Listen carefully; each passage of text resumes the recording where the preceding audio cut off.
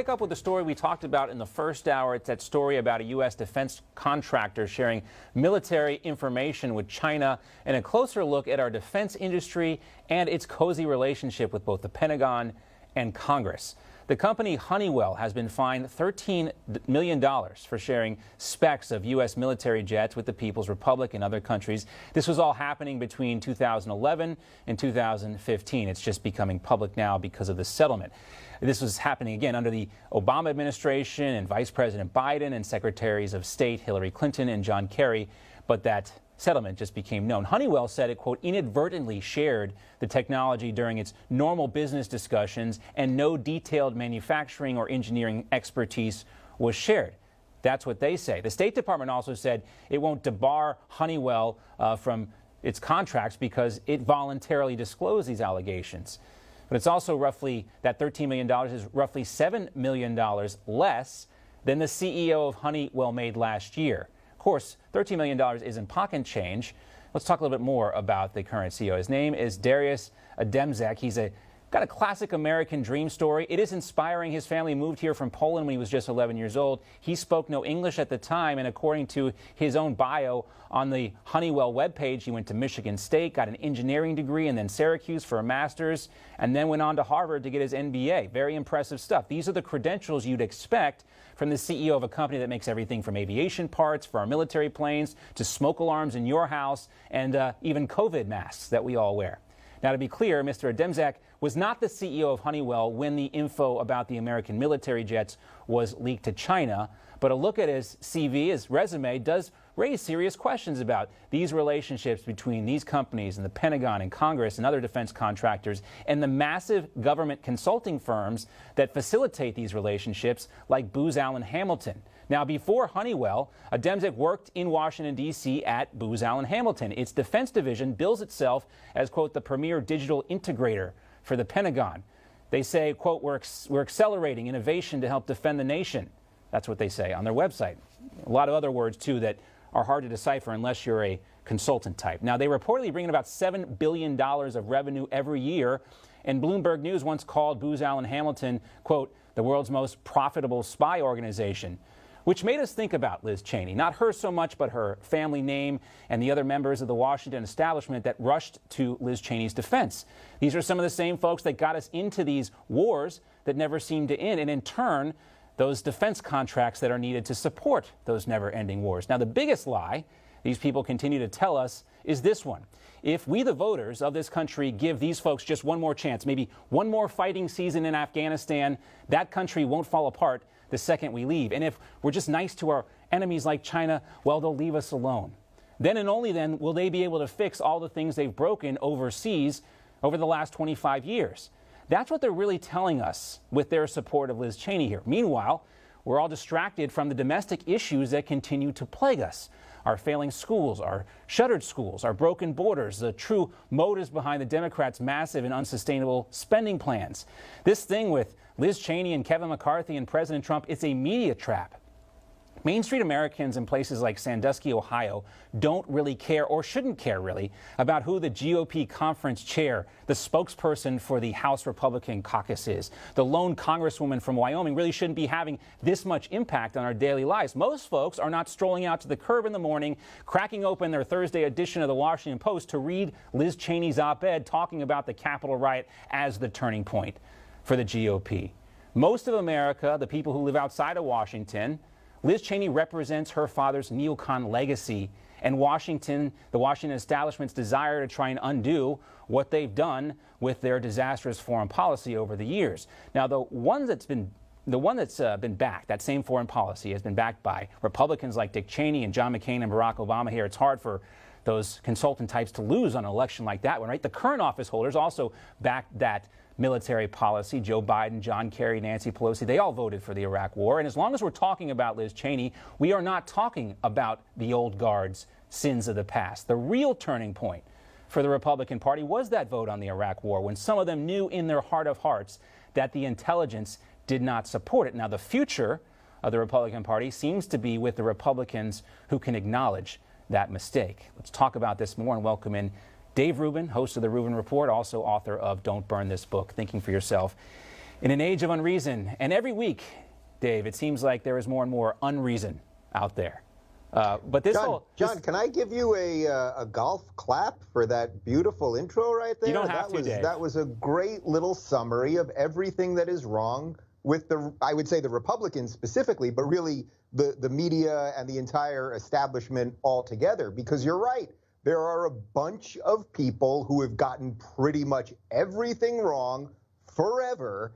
And the reason that they need Trump, the reason that the media still needs Trump, and that the reason that the Democrats need Trump and the never Trump Republicans still need Trump is because they need to point to someone that they can say, oh, but he's worse for whatever reasons that they say he's worse. He's worse because that keeps the eye off all of the bad things that these people have done. The crazy spending, the insane wars. How many years for Afghanistan already at this point? It's the longest war in American history. We are still in it right now. Nobody knew why we got in it in the first place. Right. We're almost there, as long as the Soviets were there before they had to pull out, and we all know what happens next. And, you know, I'm not trying to draw a direct comparison here, but this was brought up. We had Matt Gaetz on a Grant Stinchfield's show last night. He's got a lot of stuff going on with that federal investigation, which we'll talk about in a second, but he was one of the Republicans who went out there. He even went against President Trump a little bit on this, advocating, and he represents a congressional district with a lot of folks that live there.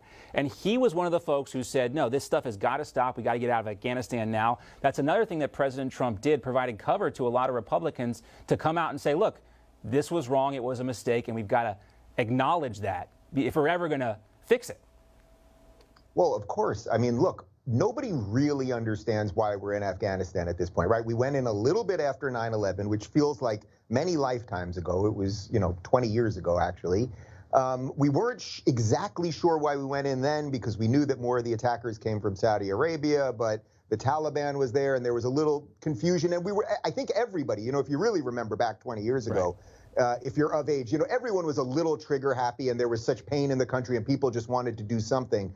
But at this point, as it stands today in May of 2021, there are so many massive issues in the United States, and you just listed a few of them related to the border and spending. And just the sense that our democracy is not working right now. If there's just no reason to be there. There is no reason to be there.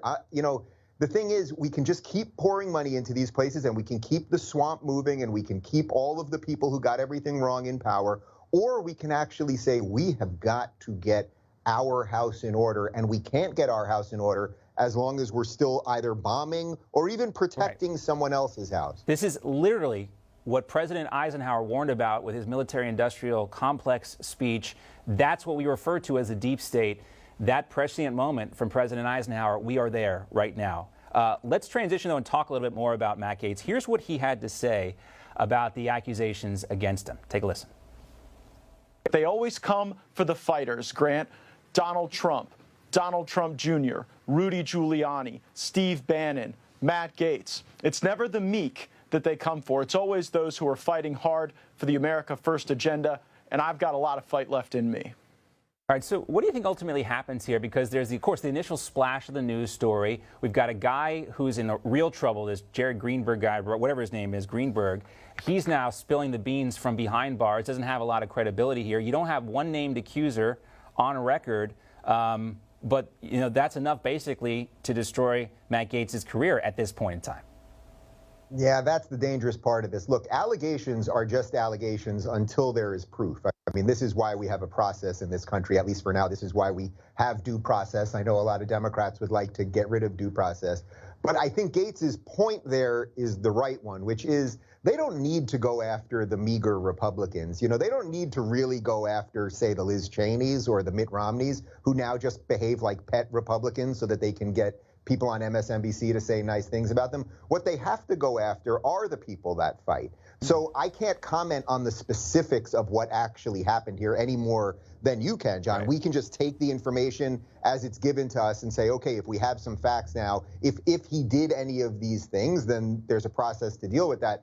But the broader point is anyone that's going to stand up against the machine is going to have horrible things said about them. They're going to have all sorts of accusations levied at them. And, as we enter this sort of digital dystopia that we're in, the next version of this is God only knows what things they can fake And, we know about deep fakes and what they can do with emails. And it's not even the things that I can think of that worry me. It's the things that I can't think of.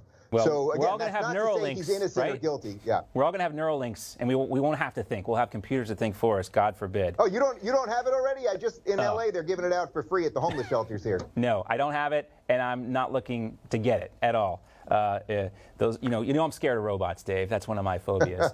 All right, you do fear robots, John. Let's talk about Caitlyn Jenner now. She did a big interview last night, and she says she's going to do her absolute best to end the sanctuary policies in California. Take a listen. I am for securing this state. I am pro law enforcement. I am pro border protection. Okay, ICE, pro ICE. We need these people, and they do a wonderful job.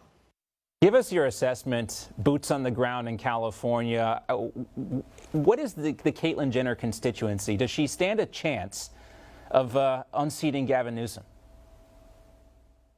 John, I truly think that anything is possible at this point. The fact that over 2 million people signed the recall in the first place. Now, this one party, very corrupt state, they eliminated like 400,000 of the signatures because suddenly they care about signature verification. But the recall is happening. Everyone hates Newsom. I mean, I can't overstate this. I meet all sorts of people every day in LA when I do leave my house, which I do every now and again.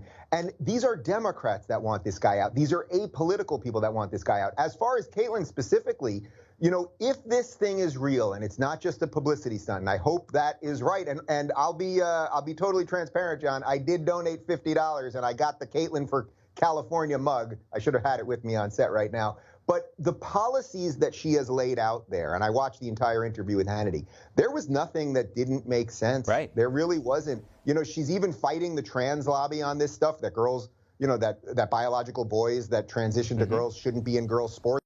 The obvious feminist position and sensible position, but that's just a sidebar issue. But the things that are important to Californians, like lowering taxes and getting rid of regulation and opening up the state and helping with the homeless situation and dealing with the drug situation that is completely out of control. I mean, go to downtown LA, it is an absolute disaster, or basically go to anywhere in San Francisco, and it's absolutely awful. So she's getting the issues right, and I hope that this thing is real. And it's like, I would put the rest of it aside. Is it a little odd that if you would have said to me 20 years ago, the best candidate for governor in California would be Bruce Jenner as a woman? Yeah, it's a little odd, but hey, here we are. We're doing this a lot. I was saying the other day, they're trying to make like actual sod like illegal in Las Vegas, and I was saying like 20 years ago, if you would have told me that grass like marijuana was legal but sod was illegal, I would have called you a liar. But here we are. Anyway, I wanted to play Dave's great follow on social media. I know a lot of people do follow him, but in case you're not, you get stuff like this. Play the clip, guys.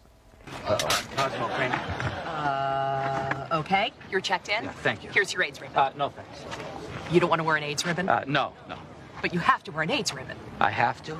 Yes. Yeah, see, that's why I don't want to. But everyone wears the ribbon. You must wear the ribbon. What you are? You're a ribbon bully. And they, of course, in the subtitles replaced ribbon with vaccine here. It is a great episode. I can't imagine that episode even probably making it to primetime television today. Too edgy for today's audience. But, God. I love Kramer. I don't want it because I have to.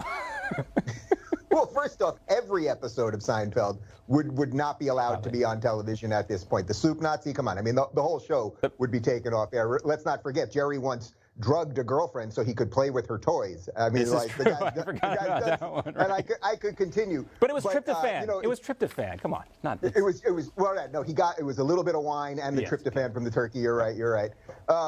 But I try to put things like that up there to make a broader point because we can all do the political thing all day long and we can drug people over the head with this stuff.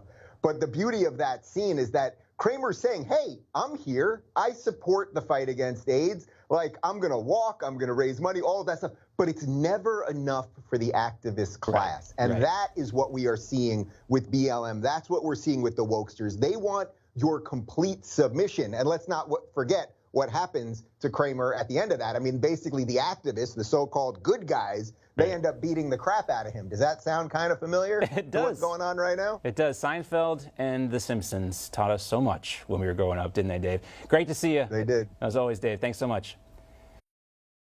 Hey, I'm Rob Finnerty. Thanks for watching. If you enjoyed this video, please join the conversation in the comments below. Don't forget to subscribe, too. Hit the bell icon to be alerted to breaking news. And remember, there's a whole lot more on Newsmax TV, America's fastest growing cable news network. Newsmax TV, we're real news for real people.